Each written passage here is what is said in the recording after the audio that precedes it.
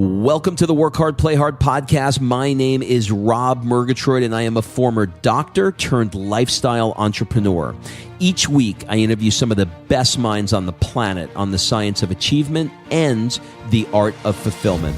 Today's episode is a mini-sode that we call Fri-Date with the Wife. In these mini-sodes, my wife Kim and I deconstruct the strategies that we've developed over the last decade to not only grow personally, but to turn our struggles into lessons and create fulfillment in all areas of our lives. Excuses are over. It's time to live. Let's dig into today's topic.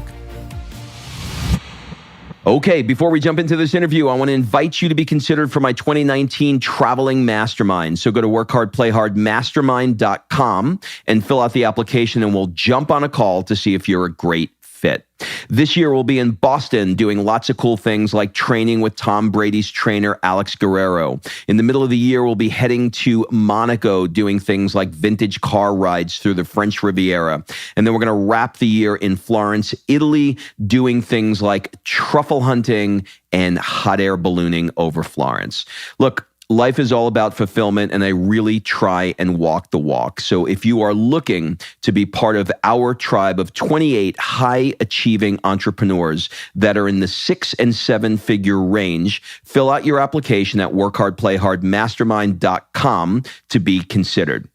So think of the mastermind as having two parts. The first is the trip itself, and the second part is what goes on over the 4 days within the mastermind. Our group of 28 entrepreneurs will help you brainstorm and accelerate what you want to achieve in 2019. And we'll do that through a variety of different exercises, brainstorming activities, breakout sessions, goal-setting sessions. You know the drill.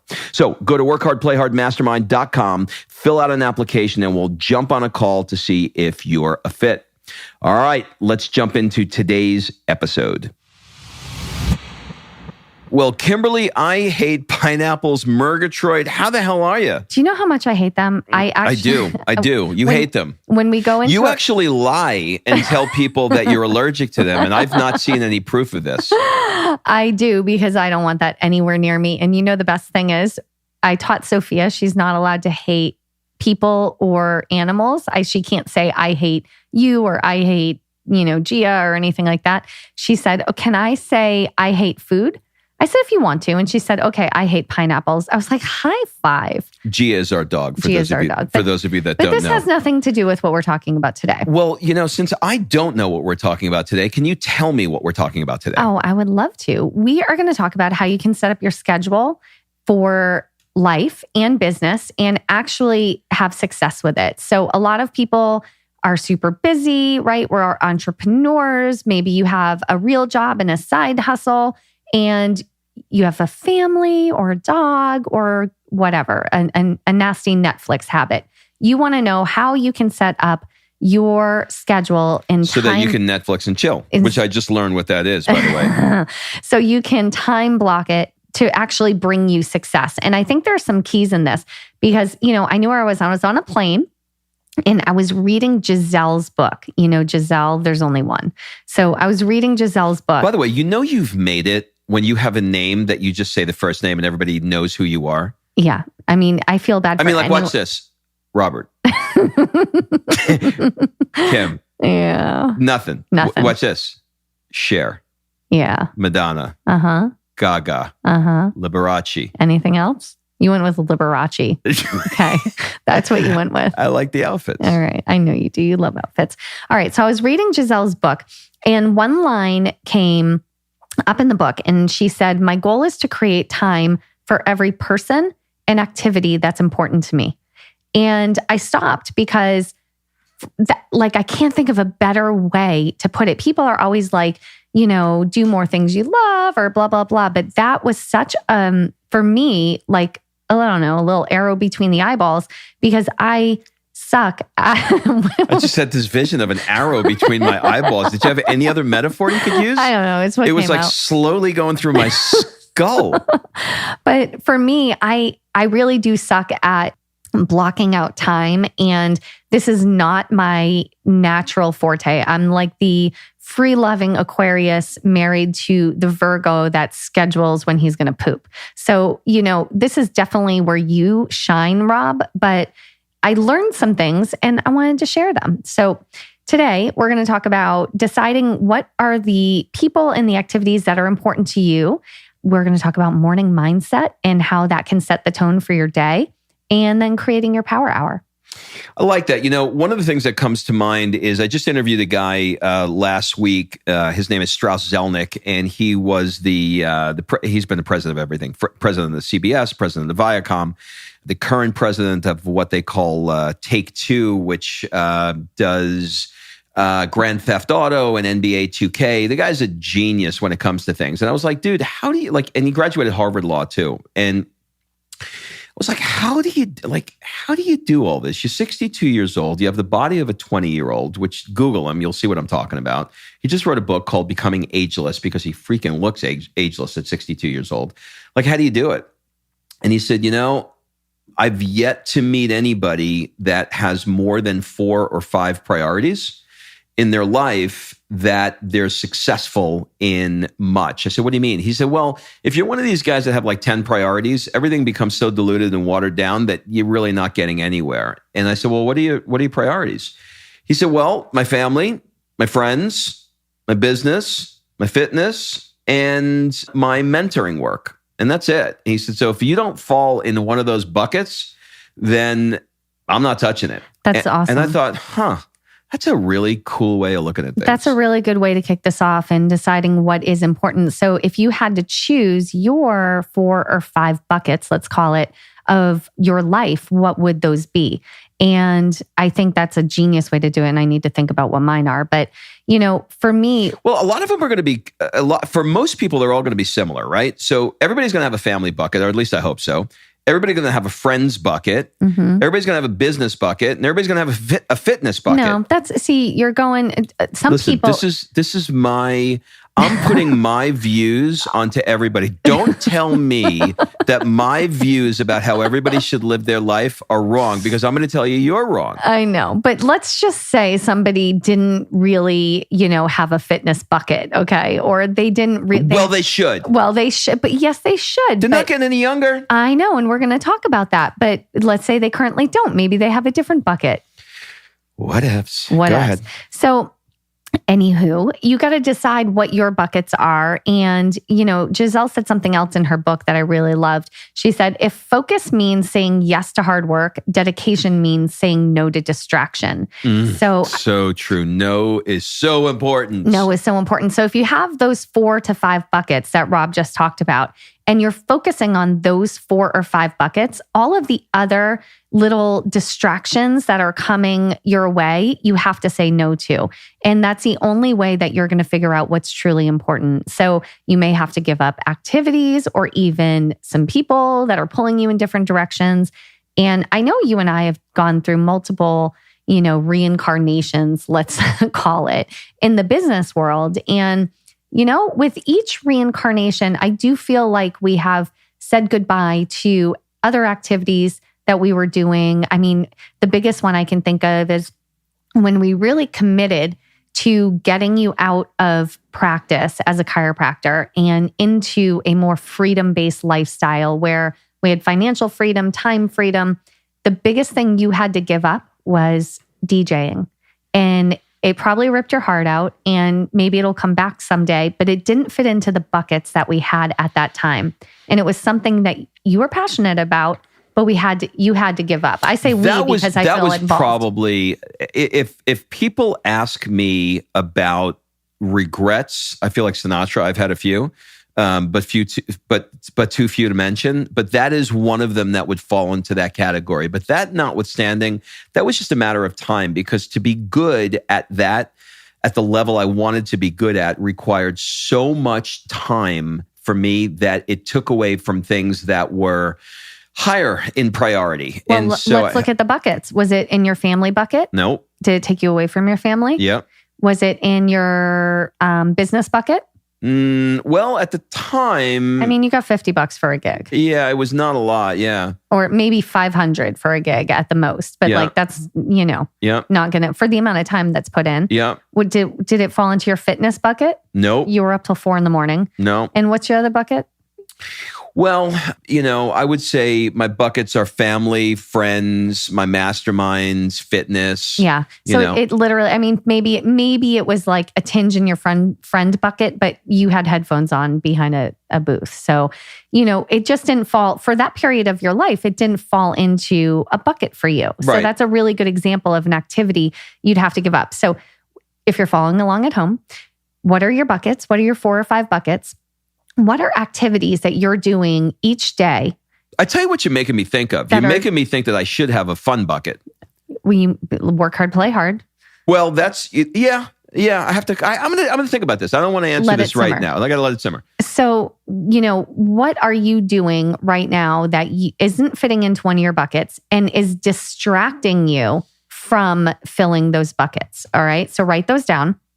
And then the last thing in deciding what's important to you is what are the things that you either do or wish you did that would make you a better person, a better entrepreneur, a better wife, husband, mother, father, whatever. I thought you could say motherfucker. I was like a better motherfucker. No, it's too early for that word. So what are the things that make you better? Like I remember after doing probably 6 or 8 months of yoga, I came home and Rob, you looked at me and you said, yoga makes you a much better wife and mother, right? Because it allows me to have that mind-body connection. It gives me the hour out of the house that is the me hour. And for me, it really helps. So that's one for me. Diet is huge when I'm eating when I'm eating in reaction. That's what I'm going to call it. Eating in reaction, like I came home from vacation, I have no food in the house, I don't know what to do, and I'm reacting to that situation. I'm eating whatever. I feel like shit. I sleep like shit. And that affects me, right? And it affects you and it affects everybody. If you don't believe food affects your life, clean up your diet for 2 weeks and see how amazing you feel. So what are the things? Meditation, yoga, exercise, diet, family time. Family time makes you a better person. Family time makes you a better wife. It makes you a better husband. It allows you to connect your soul. Sleep. That's one that's underrated. Does sleep make you better? And we've talked about that with the Whoop app and all of that and getting more sleep and deeper sleep. So what are the things that make you a better person, entrepreneur, wife? So now that you have all of those, right? You have your bucket, all of your buckets. You have the activities, a list of activities or people or things that distract you. #Instagram. And you have a list of all of the things that make you a better person. Now, what do you do with it, right? Now you have to find time in your day to have family time, to prep your food, to do your yoga, have your meditation, and you need to work and you need to limit distractions. So Rob, how do you set up your day so you limit distractions? I'll give you a little volley over. I remember when you used to work in the office, and it's so great to say those words. Oh my God, you used to work in the office. You'd get up. If you turned your phone on a day that you didn't go in the morning, let's say, and you only did an afternoon in the office, if you turned your phone on before you got your workout, before you did yoga, before you meditated, what would happen to your life and what changes did you make to make it more seamless in your morning and set that morning routine? Look, I am just as addicted as anybody else to social media or emails or, responding to messages. And the truth is I can't control myself. So I have to put in parameters that prevent me from falling down that slippery slope and being able to set my day up to win in the beginning. I love what Lori and Chris Harder talk about in the morning, and they really do live this because I spent the weekend with them a couple of weeks ago, and they say pages before swipes. And that is their cue that we wake up in the morning and we read. That's when they get their reading done before they swipe Instagram. And I thought that was just such a great way to do it. But, to answer your question, what I was doing was I'd get up, we walk right over to our phones, the first thing we do. And, you see that there were 4 texts that came in overnight, and you either respond to the text. And then, while you're in there, let me just check my Instagram. Oh, I got 2 Instagram messages. And then while you're in there, I got an email. Shit, I got to return that email. And so you're basically describing my life right now. And so before you open your eyes and take care of the way to start your day great and clear-headed, you've already fucked the whole thing up by getting lost in something that you shouldn't be getting lost in. So the way that I do it is I put my phone on Do Not Disturb, and it goes from 9 p.m. until 9 a.m. So I get up around 7 o'clock, right? Sophia just bangs me in the head at 7 o'clock, sometimes 2 in the morning, but she bangs me in the head. And I know that I can't see anything that has come in prior to that on my phone because it's still on Do Not Disturb. And so I use an app called Morning Routine. And what it does is it's just a very simple thing that you just hit. You program it for the things that you want to do. So I've been waking up with some tightness, like stiff back pain kind of stuff. Nothing terrible, but just like a tightness. So I've added in yoga into it. And I use something called Asana Rebel. So it's just like a little yoga thing. So I've loaded up this Morning Routine app with 3 or 4 things. It's 10 minutes of yoga, followed by 10 minutes of meditation, followed by 10 minutes of journaling, followed by 10 minutes of reading. So what's that? 30, 40, 50 minutes, somewhere in there. And it's kind of cool because you just hit play and then it counts the clock down, and it's a thing, and it says yoga. And so when it's done with yoga, it gives you a notification and it says reading. And when you're done with that, it says whatever. And so it keeps you on track. Well, if you start your day with all of those things I just mentioned, your day is set up within the first hour to feel like you already won. And I'll also make sure that I make the bed. So, within my first hour, I've made the bed, I've done yoga, I've journaled, I've meditated, and I've read a book.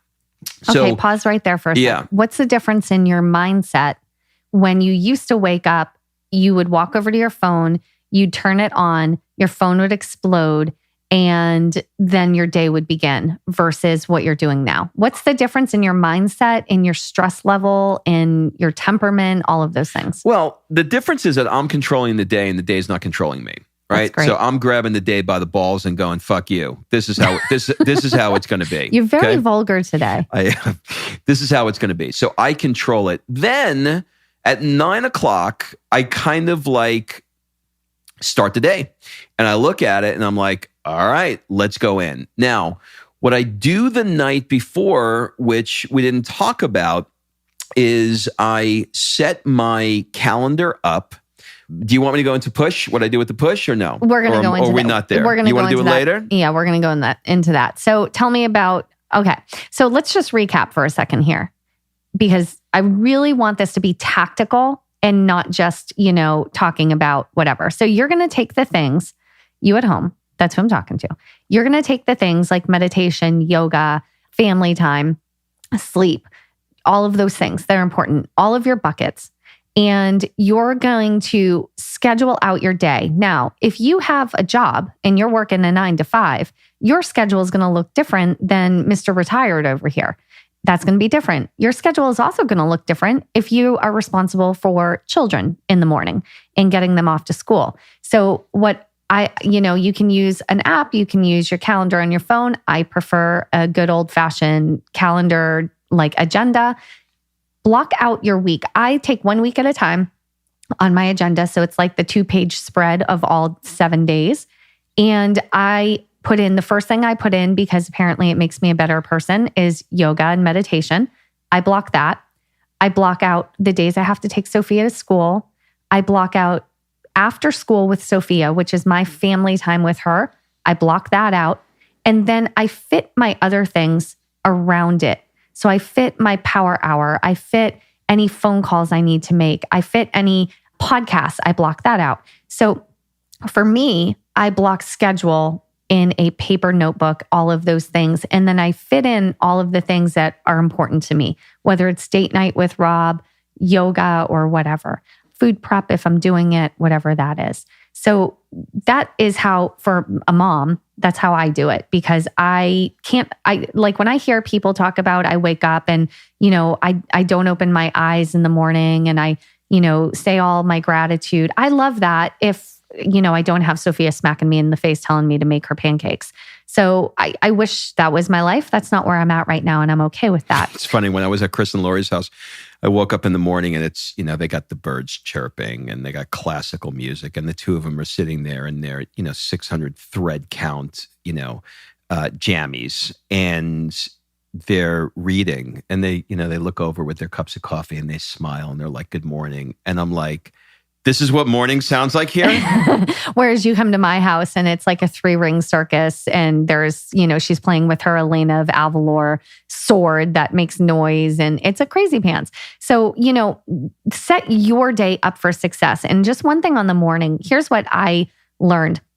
Reading is really helpful. And for me, I wake up, I drive Sophia to school, I get ready, all of those things, drive Sophia to school. And after I drop her off, I will go to yoga, but I usually have about a half hour between the time I drop her off and yoga. And instead of what I used to do is come home, turn on my phone, start answering emails, text, whatever. And then I'd be late to yoga, rushing there. And that just was a shitty day.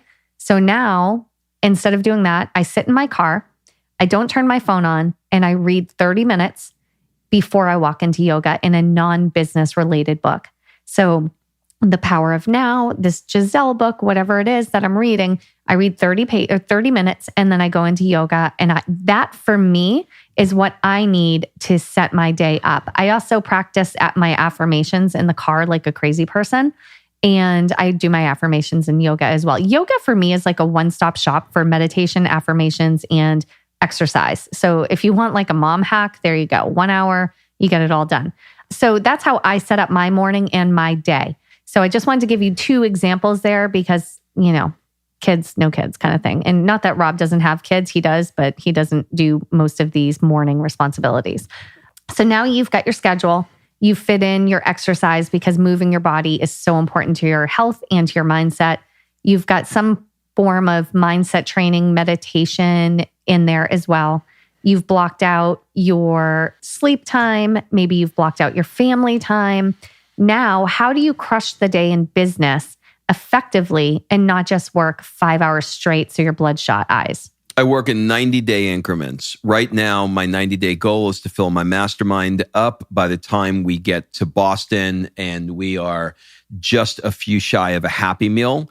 Once we get to Boston, I'm going to change it. So I call that my push goal. What is the one goal that if I accomplish this goal, it's going to knock down other goals? So at the top of the page of my planner, every day I write down, I filled my masterminds by such and such a date. And then beneath it... You use the Chalene Johnson push journal, right? Yep. And then beneath it, I write, what are the 3 actions today that if I do these 3 actions, they're going to move me towards filling my mastermind? And it might be a guest on another podcast. It might be, might be some social media post. So whatever it is, and I will have predetermined 100 things or so that I want to do in order to fill the masterminds. And so those are the 3 actions I take. So on the left side of the page, it has my push goal with the 3 actions beneath it. On the right side of my page, it has the day that's scheduled out, but I don't overschedule the day. So I might only have, 3 or 4 things listed for the day. So for example, let me open my planner.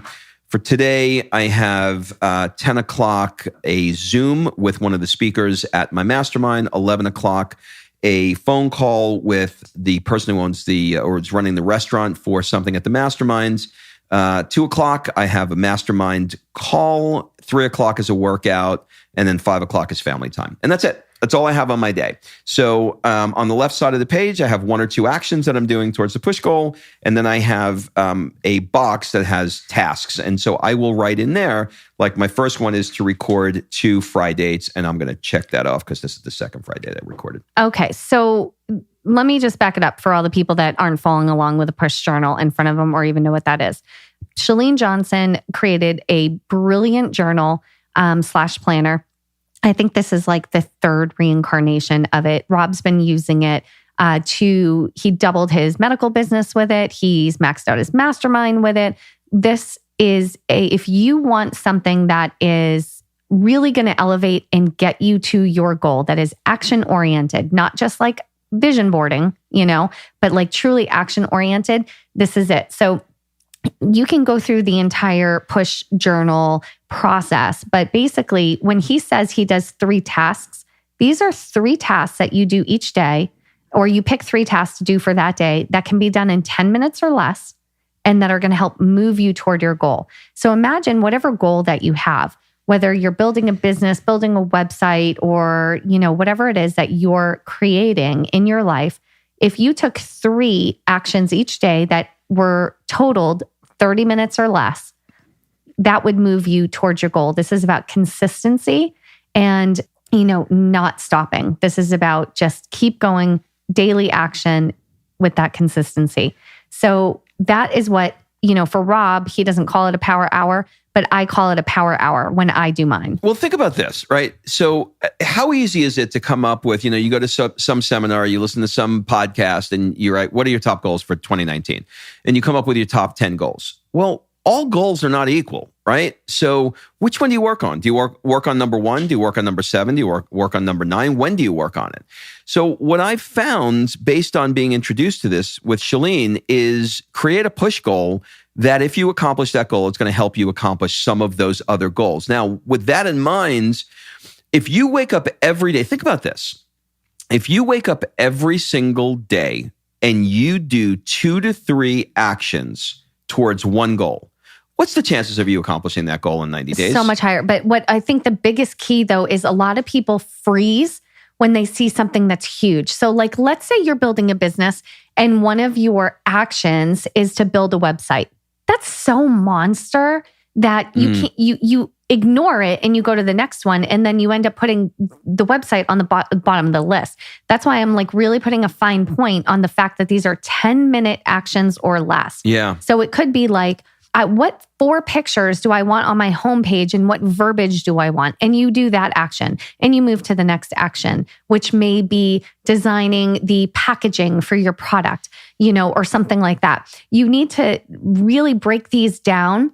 What I love about the push journal, and by the way, I love that I love the push journal so much and I actually don't use it because I can't, I don't know why. I'm just bad. I still have growth to do, but I need to use it. I want to use it. I'm jealous. It's one of those things for you that in theory, it just makes perfect sense for you. I watch you do it and it's amazing. Well, it just, I'm saying that for you, you'll look at it and go, well, you have a logical brain and that it makes sense to you. You're putting a lot of compression into one goal and you're accomplishing it by being able to do it. But you just, look, you just may not be there yet. Right? Maybe I'm just not ready yet, but you are. So let me say this. There's one other thing that you said that I want to point out.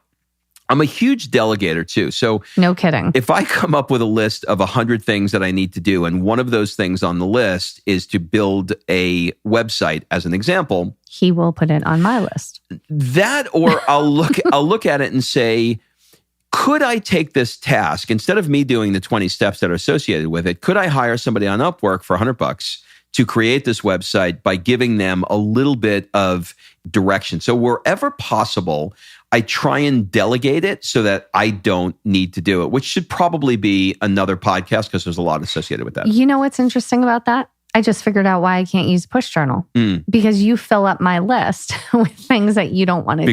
Because I push you away from it. You push it to me. So, okay. So let's just recap all of this. You got your whatever method, paper, your phone, whatever you're doing. You're going to block out the things that are in your buckets, right? The things that are truly, truly important to you that make you a better person, make you a better mom, whatever it is. Then you're going to block out your morning wherever that happens to happen for you, whether it's first thing when your eyes open or after you drop the kids off at school. You're going to create a morning that's going to set you up with gratitude, positivity, love in your heart, and momentum, whatever it is for you, fire in your belly. You're going to set that morning up for you so you can go into your day with a clear head. And then you're going to block out your power hours where you can accomplish small tasks every single day that are going to lead you closer to your goal. Yeah. And I'll tell you something else. don't expect that you're going to do this and you're going to like have this unbelievable clarity. And at the end of the day, everything is going to be accomplished. What's going to happen is the day is going to do what the day does, right? It's going to grab a hold of you. You're going to get a phone call that you didn't expect. You're going to have somebody's going to send you an email that you're going to go down, this long spiral and go, oh shit, I got it. I have to do this right now. And so some things are going to be missed. And then you're going to have other days where it's going to work perfectly and you're going to have it all filled up. But the point is that if you don't pre-plan it and you don't pre-schedule it and you are diligent about not overbooking it and leaving some time for flux in between things. This is another mistake I've made. I look and say, okay, well, I have these 10 things that I want to do in addition to my 2 to 3 push actions.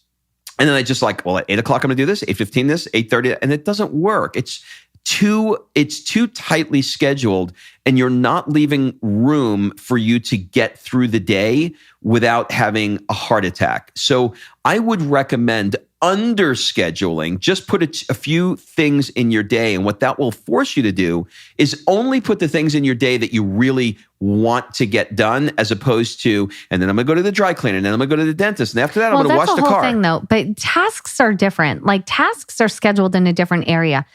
Schedule that power hour. How many days a week are you going to work on your side hustle? How many days a week are you going to work on your business?